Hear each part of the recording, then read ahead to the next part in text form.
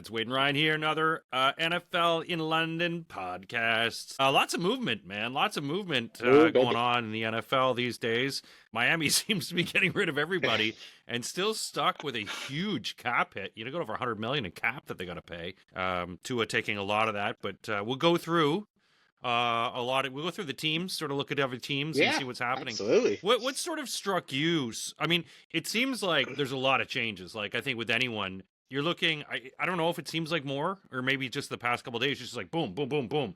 Social media just being hit with everything. Anything that sort of struck you in terms of anyone that sort of, because a few teams haven't done anything and a few teams have done quite a bit. I just remember, one thing I was thinking about the other day is I was remembering like how back in the, sounding old now, back in the day, that there were never trades in the NFL. Like a trade was like a rarity. Like I remember when Reggie White got traded, you're like, you can trade in the NFL? It was so, like, never, it used to be like the trade deadline went and people would be like, there's a trade deadline? Because it was just so unheard of. And now, you know, with seeing Jalen White, it just feels like everyone's for sale. Like this is the most like ruthless market. Unless you're like, you know, Josh Allen, not even, I would say Lamar, because Lamar was for sale. Like, you know, Patrick Mahomes and like a couple other guys. I just find it fascinating of what people are worth, you know, like, so comparing like the DJ Moore trade to Jalen Waddle, like Buffalo traded a 2, you know, Denver traded a 1 and a 3. And it's just like for guys who are kind of pretty consistent around the same numbers, same kind of players, neither of them seen as like a true number 1, but like a rock solid number 2 if you had them. Yeah.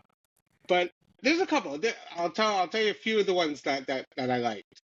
I like Kyler Murray to the Vikings, and I only like it because they just had no choice, right? And they, you know, they can't really go with JJ McCarthy. I think they should make it an open camp and just see who wins. Sure, but I mean, who knows? They might, depending on his injury. And Kyler's had problems with the whole, like, he needs to kind of put the whole Call of Duty thing behind him. He's just had all these problems with injuries and this and it just felt kind of like Sam Darnold, where even though he had more success, but it just like, it's not working. And I think like there's a really good chance that, again, with Justin Jefferson, with Kevin O'Connell, with Hawkinson and Addison and good players all around, that defense, they could make some noise next year in that division. So that was one of my favorites. I'm trying to think what.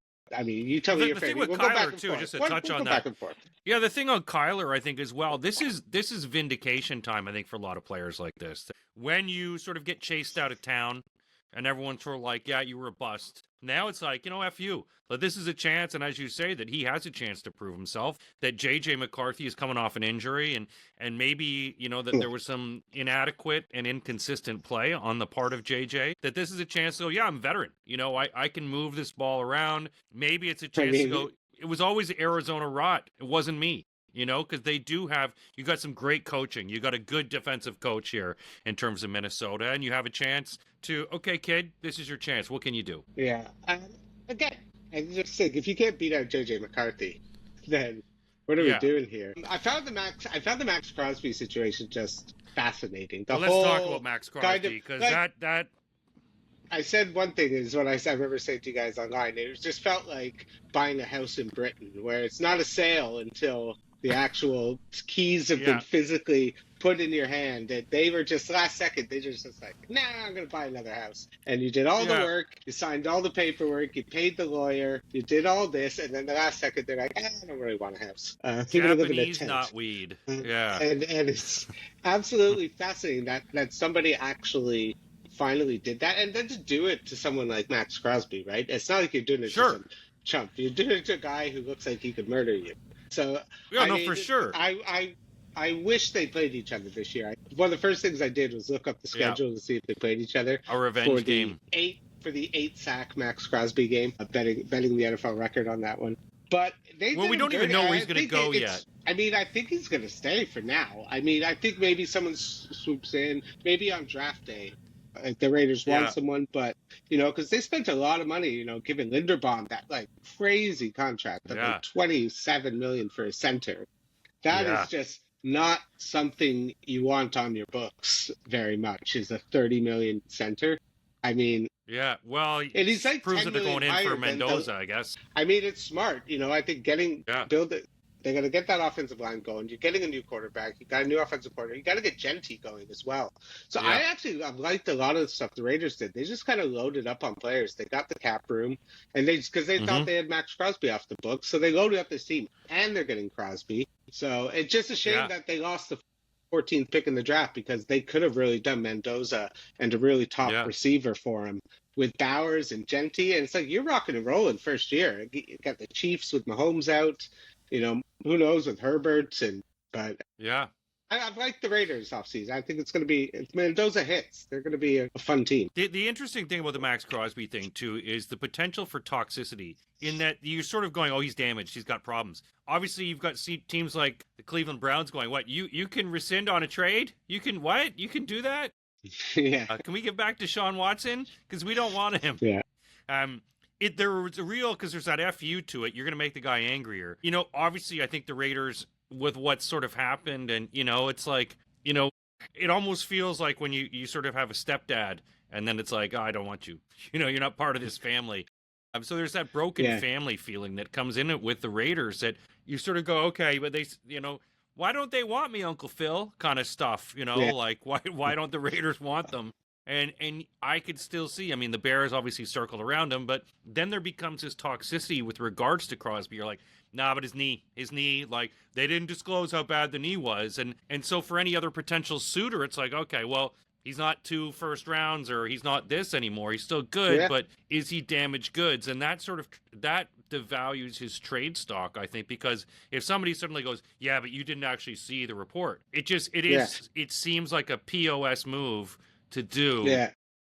And it sort of shows a bit on the Ravens. Yeah, definitely. Like, it's a bad look, especially it's just like, is there going to be some sort of like tax when you trade with them? It's like, all right, you're getting an asshole tax of a little bit. Throw in a 6th rounder for being screwing over the Raiders. Like, the Raiders will never do business with them again. How could they? No. They probably will, because the NFL, they're psychos. They just do business. Sure. If ISIS owned a team, they would do business with them, right? Like, if ISIS owns a team, I think we're going to have some questions. Yeah.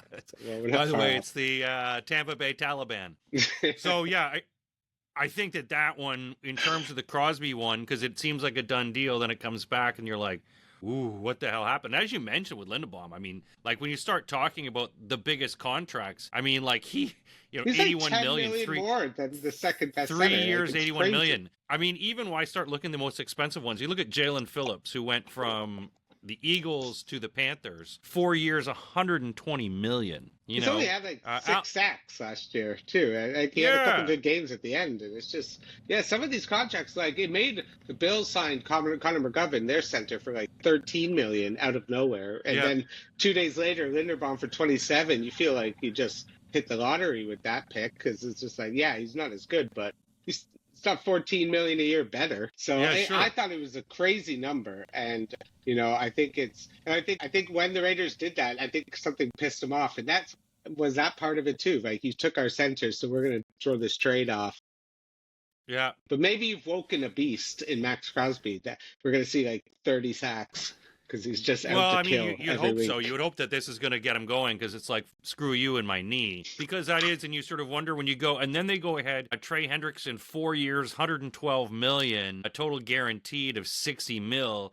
Hendrickson, great. He's got some injuries, but you sort of go, and here's our choice number 2. So it does feel like a sort of a second choice kind of thing for him in terms of, you get a different edge rusher. My biggest surprise, I think, money-wise, in terms of it, was Alec Pierce staying with the Colts. 114 million, 4 years. Averaging 28.5 million a year. Is Alec Pierce? Sure, you got a number 1 for Daniel Jones, but is he 114 million? Like, he's good. But is he that good? Not even that. You're also giving Daniel Jones 45 million a year as well. Like, you're signing him. So you're like, and you're coming off an Achilles who's not even that healthy, and you're just like, Daniel Jones is we're living in his simulation, I think, because like he just keeps he's like Sam Bradford. Sam Bradford just kept getting these crazy contracts and being, just kind of mediocre, and that's what he is. It's absolutely insane. To think that Daniel Jones is, even though he was good, he also had some kind of bad games before the injury. And then when the injury happened, it was just And to think like, they're just kind of gone wild where they gave up 2 first rounders for Sauce Gardner, then gets injured. Yeah. Daniel Jones gets injured. You traded away Pittman to the Steelers for Yeah. pretty much pennies on the dollar. So if you lost Alec Pierce, like, what are you doing? You still at least, again, but this is a guy getting almost 30 million. He's only what top receptions, 47 catches, I think, for his top Yeah. year he's ever had. So, he did have 1,000 yards. He is a deep threat, but again, they better get another weapon because Alec Pierce, I don't think he's a number one. I guess he is. Maybe he'll be like Cooper Kupp, where he Yeah. just kind of came out of nowhere and then Cooper Kupp just became unstoppable. So maybe Alec Pierce Sure. is better than we all think he is, but I agree. It was a hefty price. And when it happened, you're like, I'm okay with my team not being part of that. Yeah, no, exactly. And I think when you talk about Pittman, who I think seemed like the number one on that team, you've now elevated Pierce to number one. It's a lot of pressure for a young man. And who else are you going to spread the ball around to? They're going to be on him all the time. Sure, exactly. Odefe Owe, who went from the Chargers to Washington also. 4 years, $96 million. I mean, like, he was all right. I don't know about $96 million. He was good, but to guarantee $68 million, he wasn't one of those guys in terms of edge rushers. I'd be like, all right, yeah, this is the man. Yeah, and again, it's he was part of the Chargers, so he was part of that Jesse Minter defense. Again, Washington just had a terrible defense last year, so they need guys. They traded them away. I think they had Sweat who traded him to the Bears a couple of years ago, so they've kind of always been chasing that production since. Washington just needs help everywhere, to be honest with you. They're not a team that to me seems like they've improved massively. I think again, there's talk that they might go after Brandon Ayuk because they're friends with Jane Daniels. But yeah, to me, I think everyone's so desperate for pass rush that you're just seeing guys like you said, like Phillips, that Bradley Chubb getting 40 million guaranteed from the Bills. It's just like everyone's just like, hey man, if you can get us like 9 sacks, thank you, we'll take it. Most people are just absolutely, because especially the Bills, one of them, desperate for sacks. Yeah, for sure. I mean, so the Bills, we'll go through the Bills. You got DJ Moore from the Bears. You got Bradley Chubb from Miami. But you lose David Edwards. You lose Reggie Gillum. You lose Cam Lewis. So there's still things, like obviously good to have Connor McGovern in there to keep him healthy. What kind of things do you think that Buffalo is still going to have to do in terms of additions or drafting or trading? I still think they need another receiver. I think they got to draft somebody or bring in someone maybe like Darnell Mooney, kind of someone who can be that fourth, maybe even bring back Brandon Cooks. He had, even though he dropped and got intercepted, let things go wrong, had big drops and big moments, he did get open, and if he's like your fifth receiver, he did have there's some nothing catches, wrong. though. He had some drops, but he had some good catches, too, in the playoffs particularly. Yeah. There's nothing, that's right. There's nothing wrong with that. I think the biggest question with the Bills is what is their defense going to be like under Jim Leonard? I think it's going to be completely different.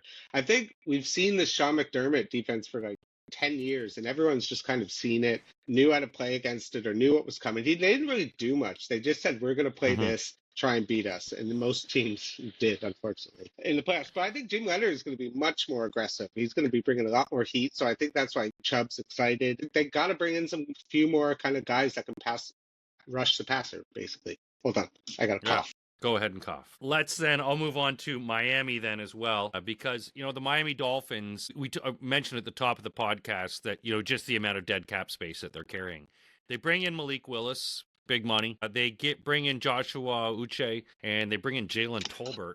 Then they get rid of Tua, Jalen Waddle, Bradley Chubb. I mean, this is a cleaning house, fire sale, starting over team. They're still going to have to get edge rushers. They still have a lot of defensive holes. Is Miami going to relegate themselves to the fact they're just going to be crap this year, or do you think they're just going to try to build a small core team around Willis? Yeah, I think it's over. Like, they're just waving the white flag this year. Poor Malik Willis gets all his money, and they just give away all his weapons. It was actually his HM, who's probably sitting there being like, can't wait to throw to Waddle. Yeah. I'm kind of waiting to play basically like Brees Hall, just like, what am I going to do? Yeah. I think they just kind of saw the writing on the wall. They had the openings. They went for it with a bit of guys like Chubb and the speed. And it just didn't work with McDaniel. They had to get rid of Tua. It wasn't working. They weren't going to make it work. So they just kind of have to, if you're going to take the 50 mil dead cap, you might as well get rid of everyone and just suck as much as you can. And unfortunately, they're in with the Jets, so it's going to be a suck off. One of the classic suck off that we haven't had in a long time. So I just think this is a team waving the white flag who knows they're going to be bad, but I think they are looking for a quarterback in a deeper class next year. So that's my opinion. Patriots, obviously, did very well. Got to the Super Bowl last year. They bring in Kevin Byard. They bring in Romeo Doubs for some good money from Green Bay and bring in Dermont Jones. Get rid of Diggs, Jalen Hawkins, Clavon Chasen. Obviously seeing what happened to them and how they, got beat, by the Seahawks last year. Is this something you still worried about them, or do you think that maybe that the New England was sort of a fluke last year, and Buffalo's going to try to right the ship in this division because they haven't made huge? I mean, everyone's still looking at what's going to happen to A.J. Brown, or do you think this is going to be still a very tough team to deal with? Well, I still think they're going to be good, but I'm surprised. I thought they'd be a bit more aggressive, especially coming off a Super Bowl loss, the way it was, how bad it was. I thought, and again, I think they probably waited a bit too long to do this AJ Brown trade. Now you're seeing Waddle go for a 1 and a 3, so that's like pretty much minimum price for them. So again, they need offensive line. They signed a good offensive lineman, I think. But other than that, again, they let go of Stephon Diggs. They need receivers, so they got to go in one. But they have the 31st pick in the draft, so I think AJ Brown is happening. I think they're just kind of maybe after June 1st, maybe. But who knows? But I can't imagine that they're going into Drake May after almost winning the MVP with that receiver core. And other than Romeo Doubs, who's fine. Again, solid number 2. But if you have him, Dobbs, and A.J. Brown across from him, that's pretty solid receiving core. Yeah. And I think it's good. I mean, that's what's going to happen. I think it's inevitable. Yeah, I mean, they still have a lot of questions, I think, at offensive line, but maybe that's where you start looking at the draft. It's like bringing some big college kids in and try to fill those holes. We talk about the Jets who, they've been making some small but steady moves. They bring in Geno Smith. They bring in Minka Fitzpatrick, Demario Davis as well. They bring in getting rid of Quincy Williams, Elijah Vera Tucker, Jermaine Johnson. I mean, and Fields is now off to the Chiefs. So, you wonder, you've got Garrett Wilson, who's still there. You got Brees Hall, but who's going to be the wide receivers? What other kind of tools are you going to give Geno? Because obviously he was sort of a bit hung out to dry last year at the Raiders. How do you feel? I mean, there's sort of nowhere to go but up for the Jets on this one. It's crazy to think Geno's back there. It's a hilarious story. And going back there with no weapons again. He's just going to be begging, somebody punch me. Somebody knock me out. Somebody punch me out again. I just think, again, I mean, at least he's got Garrett Wilson. He's got Brees Hall. But I think if I was Aaron Glenn, you just know there's no chance you have of surviving this. Unless you miraculously take this team to the playoffs, which I don't see happening. They've ripped your cupboard apart and sold you for scraps. So you're going to have some young guys. Hopefully you can coach them, but you're going to be coaching them for the next guy. I feel bad for him, but he was a bad coach last year. He fell asleep at the combine. There's that video of him. Yeah. So, I mean, it hasn't been a great tenure for poor Aaron Glenn so far. Let's get into the AFC North and Baltimore, who we talked about. They bring in Trey Hendrickson. They bring in John Simpson. They bring in Jalen Hawkins. Get rid of Tyler Lindenbaum, Isaiah Likely, Dermont Jones as well. Obviously the whole drama we talked about earlier, and they've missed their center. Like you're going to need a new center because that guy was good, and you need to protect Lamar particularly. It seems like they're really going all in this Baltimore. Like they know that they just keep coming up second. New coach. How do you feel in terms of the void and what they've done in terms of, and you still got a couple, you got Flowers, you still got a bunch of guys that are sort of older in terms of that. You hope that King Henry is going to be, leading it. He's still getting a bit older. How do you feel that their moves were so far for Baltimore? I feel like if they got that first round pick, they should have tried to get Waddle. I think that would have been a good move. I'm surprised they haven't tried to get Lamar more weapons. He's getting beat up. Yeah. He's getting knocked around. And you still, every year, just keep not, at least Buffalo went out and got DJ Moore. They realized this is not sustainable. Yeah. They got Zay Flowers, but again, he's a good number one, but he's not like a dominant number one. He's good like 1A, 1B if you can get another guy, but they need another weapon. So go get AJ Brown, go get Lamar his pieces. You got Hendrickson, you got the defensive coach, young guy. You saw it with Mike McDonald, so go do it, man. I just don't understand why they're so focused on the defense all the time. These Mm-hmm. teams, Buffalo's seen how it's hurt them the last 2 years, and their defense has been terrible, and it's hurt them, and they've had no choice. But to me, I'd be surprised if they don't try and move up to get a receiver or get somebody. But Lamar needs a bit more help on the outside for sure.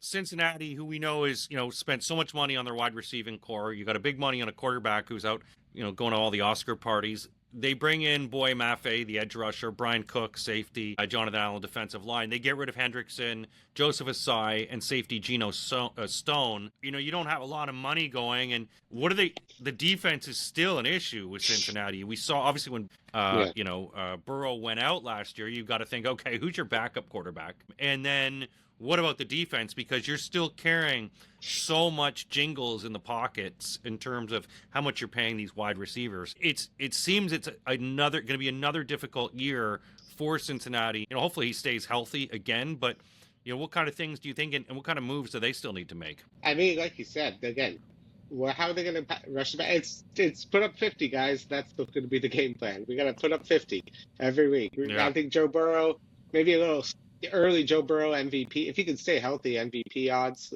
Again, I can see him just having that year, because that's pretty much going to be the game plan. Because again, maybe Joe Burrow's a guy that doesn't need, again, the offensive coach. Maybe they need to bring in some guy who can bring in a defensive system. Let Joe Burrow, with a good offensive coordinator, do it with Jamar Chase and T. Higgins. He'll be fine. Chase Brown. They need to bring in a coach that can get this defense on the right track. And I think this is why it might be the last year we see in Cincinnati. I just think this is just going to be bad. I think, again, they're going to be fighting for the division with Baltimore. Maybe Pittsburgh. They've done a couple sneaky things that are going to make them good, depending if Rodgers comes back, which it looks like he probably will. So that division's going to be a battle. And again, Cincinnati's just going to be that team that they'll be able to put up points, but they also won't be able to stop anybody. And at least Pittsburgh and Baltimore have a better defense. Cleveland's a bit of a mess. I wouldn't really worry. But yeah, to me, Joe Burrow must just be sitting there. It's like the fact that they didn't trade Hendrickson when they could have is just like GM malpractice, basically. Sure, yeah. Talk about Cleveland, who has lots of problems still at quarterback. You gave Shedeur a chance, and maybe they bring him back, and you still have Watson, you still have all this garbage there. They bring in Titus Howard, offensive tackle, Zion Johnson, guard, Elgington Jenkins, who's center guard, and to get rid of Devin Bush, obviously linebacker. So many holes. I mean, you still have some wide receiver issues, I think, in Cleveland. And they always just seem to be rebuilding after it. Is this just another year of sucking it up and hoping that you can, you've got they got 2 first-round draft picks. So, I mean, what can they really do to sort of keep pace? Or is it just like you're hoping for 6 wins at this point? I mean, yeah, like, again, you got Shedeur. Do they believe in him as the quarterback? I mean, even your coach you're hiring, though, Todd Monken, was just so uninspiring. It felt like I remember back in the days when the Bills got like Norv Turner. You get these guys like who just been kind of around and been passed around. You're like, oh my God, this guy. Someone got, Buddy, was it? Like Wade Phillips, you're just like, great coordinator, Bum Phillips, yeah. So to me, Cleveland, again, they're a mess. Again, Deshaun Watson will probably, he's going to probably be on the team. I mean, why not? I mean, unless you're going to go with Shedeur all year, but he's probably going to win the job. I'd be shocked if Shedeur beat Watson. So maybe he'll come back here. But like you said, I just think there's too many holes. I don't think there's anything they could do that could make this team even remotely competitive for next year. Even if you hit on all your draft picks, you don't even know if you have this infrastructure around it to be good. And it just seems like Cleveland has this really poor ability at drafting. Like everything they seem to draft turns to injury or crap. Let's talk about Steelers. They get at least. Well, Myles Garrett, you got the big money, you got him, but that's the family jewels right there. The Steelers, they get rid of Gainwell, who seemed to be Rodgers' number 1 because he never had a lot of time with his offensive line. Calvin Austin.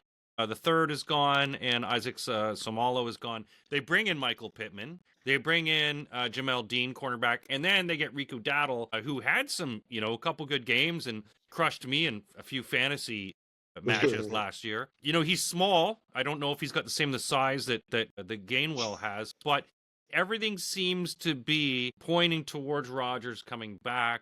Very, very difficult to draft and pull someone in here as well. But they still have I would say a lot of issues on offensive line because there was just they spent so much money on defense, but there are guys just plowing right through him, getting to Rodgers, and he needs protection. When you've got a guy who's 43, he's going to need lots of protection, like Depends extra protection diapers or something. Extra pads, extra pads. Yeah. Every now and then you keep forgetting that the coach is Mike McCarthy, and you're like, oh yeah, Tomlin's not coaching, it's McCarthy. Yeah. So it feels like they hired him just for him and Rodgers to have kind of one more swing at the bat. Nostalgia bowl, listen, yeah. I think the one thing that I thought Rodgers, he had his moments where he was pretty decent last year. I think, he lost DK Metcalf in the biggest moments of the season because he punched a fan like an idiot, Yeah. right? It's not his fault. Then after that, he had absolutely nobody to throw to those games. So the fact that you also get a Michael Pittman, who's really good. So as a 1-2, that's a solid 1-2. And I think, again, they lost Austin, but they'll get the running game going. He's going to dump it off to whoever's in the backfield. It's not going to matter. I think the defense is still old, and that's what kind of worries you a bit. Is it, can they get this? And Ken McCarthy, who's always been kind of good, so I'm not really worried about McCarthy offenses. Say what you want about his time management and scenario and end of moments of games. His offenses were always good in Dallas. They always put up points all the time. So I expect them to put up points. He's a good offensive coach. And I think after Tomlin, he's just kind of a smart, bring him in, let him get you to the playoffs, which Tomlin always did. And I just think this is the way to get Rodgers back. Because if they don't have Rodgers, I don't know what they're doing. I don't know what the plan is. Because there's not much out there, to be perfectly honest with you. So I'm pretty sure they must have a good idea he's coming back. And I think I like the Pittman thing. I think they got him really cheap. And I think he's a good receiver that's going to now give Rodgers at least less excuses. Not no excuses, less, I'd say. Less, yeah. You're right. He gets separation. And that's what someone like DK Metcalf seems to have slowed down a bit, but you need a 1-2. And they didn't really have that 1-2 combination last year. And particularly when you've got an old guy, it's like, we need to protect him. It's fine to have a good defense, but if your quarterback is running harried and dumping the ball off or just, intentionally grounding the ball because he can't get any pace, you're not doing a good job. So to your point, I think McCarthy is, these guys will bring back, shake and bake, whatever it is that they're sort of, talk about the good old days. But, hopefully, I think Rodgers, start of the season, you're like, I don't know. But the second half, you're like, okay, all right, this guy's back. Maybe it just takes, like an old car. It takes a little while to warm up, but once it gets going, they crash out early. Houston Texans, they get rid of Titus Howard. They cut Joe Mixon, bring in Braden Smith, right tackle. They bring in David Montgomery from Detroit and Reed Blankenship as a safety. Again, this was a team that it goes up, it goes down, it goes up again. They showed some really good signs, and you sort of wonder what's going on with Stroud, but there's a lot, and that defense is just fierce, Yeah. Is this enough, though, to win this division convincingly? When you have Jacksonville upscaling and you have Indianapolis also, which made this a tough division. I don't know, man. I think it's just they're going to get Tank Dell back next year. He sat out a whole entire year basically coming off that injury, and he was good when they had him, but to me, this is just Stroud's make it or break it year. I think if he has a year like he had last year, even though he took him to the playoffs, but everyone knows that defense took him to the playoffs and did it all. Because in the playoffs, he was terrible. And coming into a contract year, if he wants, we saw what Miami felt like about the Tua contract. So I don't think people are going to be as eager to just be like, oh, it's my turn. I get $50 million, even though I did shit. So, and I think the Tua has taught the NFL a big lesson of just being like, do not pay someone unless you think he is 100% the guy that's going to take you. So I think Stroud has to get it together, because I think he's on his last chance. And if he has a bad year, I think they let him go or they trade him. Yeah, sure. But maybe they draft somebody in the third round this year to kind of put a little pressure on him. Maybe I think that's what they need. Maybe draft a guy in the second round, draft a guy in the third round. Put a little pressure under Stroud, because I think no matter what they do in the offseason, it's all going to come down to how he plays. It's not going to matter what they do. So, yeah, it could be one of those things, as you say, where it's like, if you sort of have this ineptitude where you're not the guy, you're not the guy to do it. And then maybe it's just like, look, maybe the first year was good, but maybe it's not working out. And you see what kind of trade value you can get for the guy. We talked about the Colts earlier. Let's talk about the Indianapolis Colts. They get rid of Pittman. They get rid of Zaire Franklin. They get rid of Nick Cross. They bring in Arden Key. They bring in Colby Wooden, and they bring in Michael Clemens. A lot of defense they've brought in. And you still don't have big pass rushers going on, but they spent a lot of money on Daniel Jones and Pierce. Is this one of those things where we saw everyone's like, oh, the Colts, they had this great record to start, and then just sucked it up? Were they a fluke last year? Was it because the daughters had taken over for Irsay and it's like this was new? Or is this, do you think this will be another year where it's just like, you can only rely on Jonathan Taylor for so much? I mean, I think it's a little bit of they drank their own Kool-Aid when they were 7-1. That they made that move for Sauce Gardner, and it was like, whoa, that was a big move at the time because that offense was humming. But have we not, again, maybe now with the whole Sam Darnold thing, you can believe in someone like Daniel Jones who can have a comeback and win a Super Bowl because, Sam Darnold did it, and at least Daniel Jones has won a playoff game in his career. But coming off an injury, again, like we just talked about with Houston, this is all going to come down to whether, how are you even is he going to be ready for the offseason? Is he going to be ready for September? Who's going to start in September? And if you go 0-4, is Daniel Jones the guy who's going to bring you back from the dead? Again, we've seen guys coming off Achilles. They're a bit slow. I feel like we're getting Flacco for sure. He's going to sit around and wait for his pick. He's the new Fitz, so he's going to find his spot. And I wouldn't be surprised if we get Flacco to start the season for Baltimore, for Indianapolis. But to me, again, it's nothing matters if Daniel Jones is terrible and if they can't move the ball. Again, I don't know. It just feels like a desperate team just trying to throw. They don't have draft picks now, and they're just trying to do what they can to keep this thing afloat and just fingers crossed. That's what their helmet should be. Just fingers crossed, a symbol. Just like this, yeah. They just cross that, yeah. The lucky horseshoe. We look at Jacksonville too. Jacksonville, started a little slow and started putting it together at the second half of the year. They bring in Chris Rodriguez Jr. as a running back. They get rid of Travis Etienne, get rid of Devin Lloyd. Puts a lot of pressure on Basil Tootin. Yeah. And they obviously said we're not getting rid of Brian Thomas Jr. They've got a good pass rush, but is that going to be enough this year? Trevor Lawrence showing some signs of greatness. But is there enough there for Jacksonville in this competitive division? Tennessee we'll talk about, but is there enough? And can Jacksonville make a run for it this time? I think again. I still think Jackson. They haven't done again. They're a little team. I'm surprised didn't try and do a bit more to solidify. Maybe they're going to draft a running back. I wouldn't be surprised. But their offense is really good. They're going to put Travis Hunter back at corner. I think he's going to play more defense than offense, situational offense. Maybe just come in on third downs, but their offense looked fine under Liam Cohen. Yeah. Trevor Lawrence looked great. They moved it.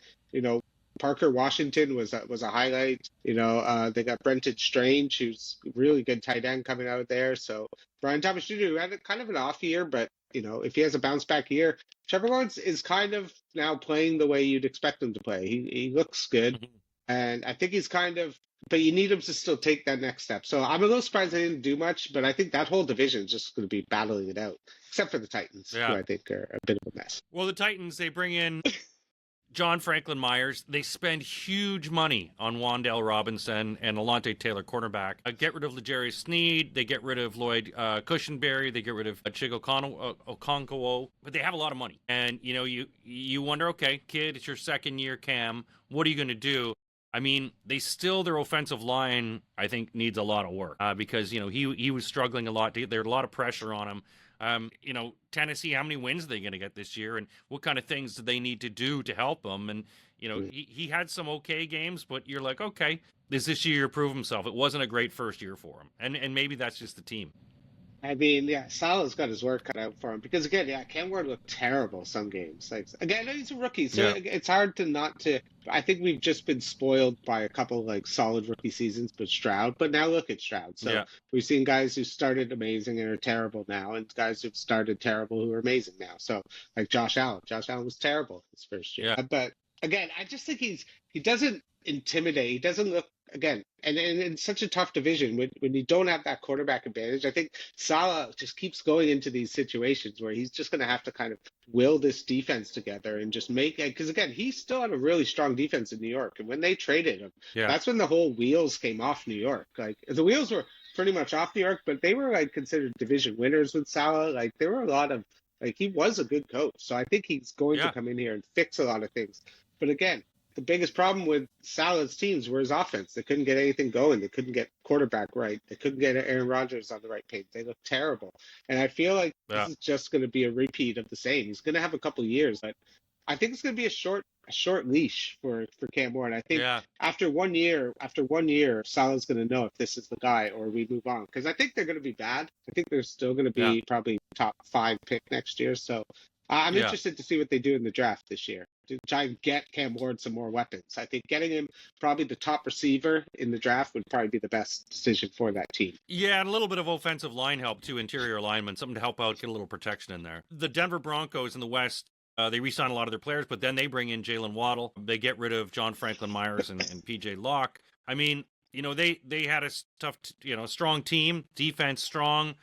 Choked a bit out of the playoffs last year. Could still use some players at tight end. You've got Ingram, who's getting a little older.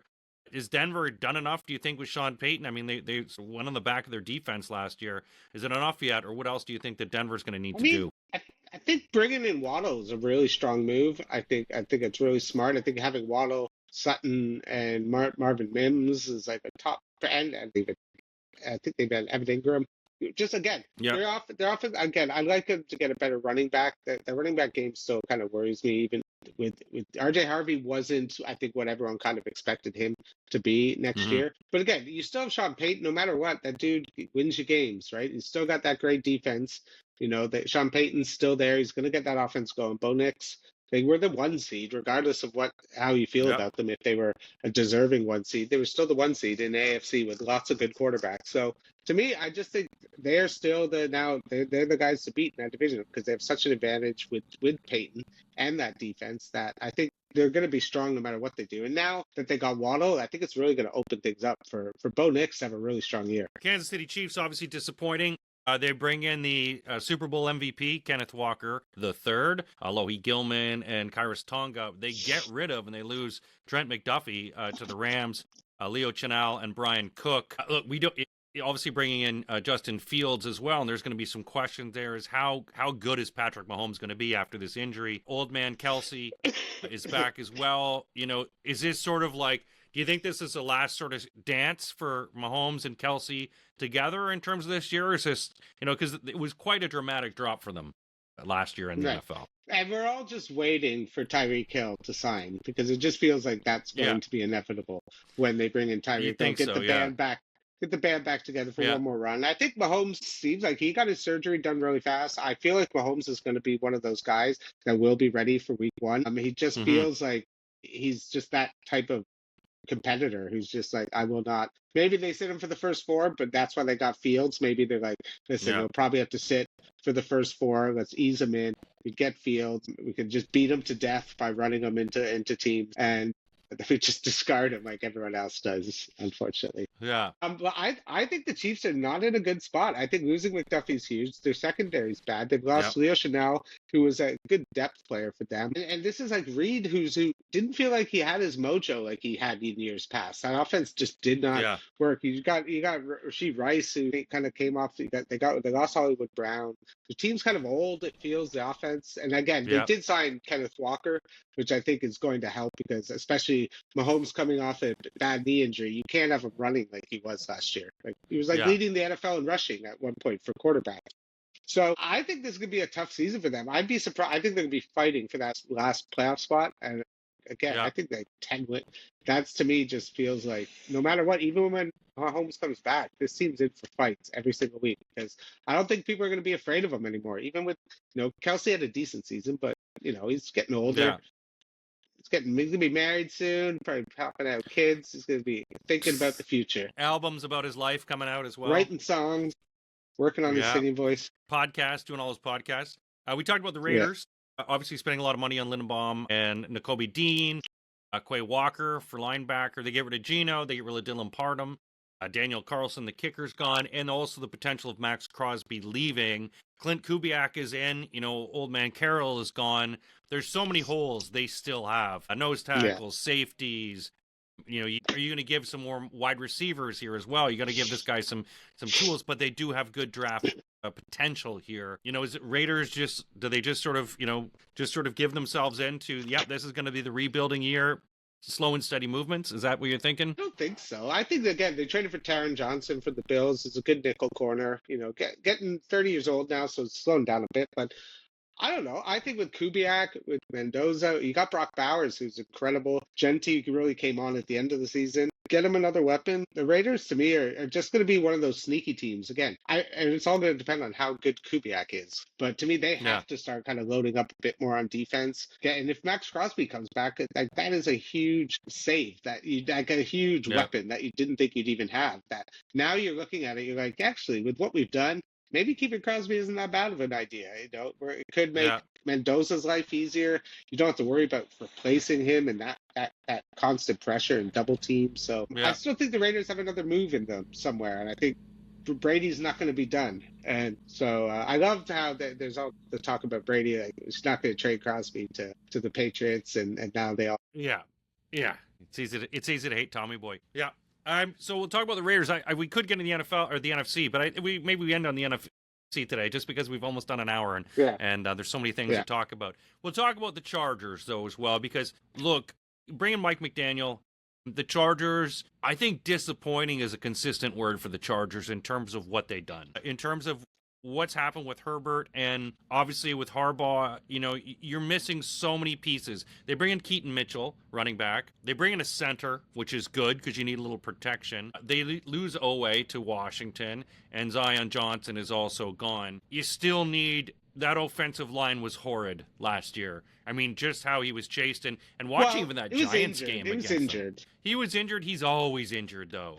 And you bring in Khalil Mack. The defense helped them, but, what are you going to do for this Chargers team? What is it they're going to do? Because there's so many holes, I think, in terms of guard, in terms of, any of the tools that you're also giving to Herbert as well. It feels like there are always a few pieces missing in this. I don't know. I think losing two basically all-pro tackles is going to kill you. And I think the fact that they're going to have Slater and Alt back, it's just going to make Herbert's life. And Herbert, again, he got an MVP vote because Herbert was out there slinging it, making runs. He was doing basically everything on his own those last couple of weeks, willing them to the playoffs. And then when it got to the playoffs, just the talent was just not enough, and it was overwhelmed, and it was impossible for him to do it. But in the regular season, that dude balled out like no one else in the season. And you still have Harbaugh. You're still going to be able to get. So I think their offense is going to be even better this year. Mike McDaniel came in as your offensive coordinator, and I think that's really put Mike McDaniel and Herbert together is going to be really fun. So, and Omario Hampton, who had his moments last year, is going to be better. Sure. With behind a better offensive line. I don't know. I think the Chargers is going to be fighting the Broncos for the division because, again, you still have Harbaugh. He's still a great coach. He's still going to get you in, and he's never going to be really out coached. He always just gets injured. He gets out injured. Yeah. I think it would be interesting. I think it would be hilarious if they signed Tyreek Hill.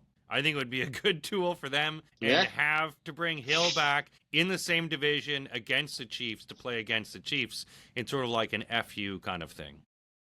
It would be fun. I mean, that's sort of it for this podcast, folks, because Ryan's got kids and I've got an alcohol problem. Yeah. So, I mean, but we'll be back for the next episode. We'll talk about the NFC, all the new moves that are going on, because there's so much movement going on in the league. So, folks, thanks a lot for listening. Ryan and I will be back very shortly with another podcast, and this is very exciting. You can feel the season. The UFL is here. Yes. America lost in baseball. Baby. Everything is happening for a reason.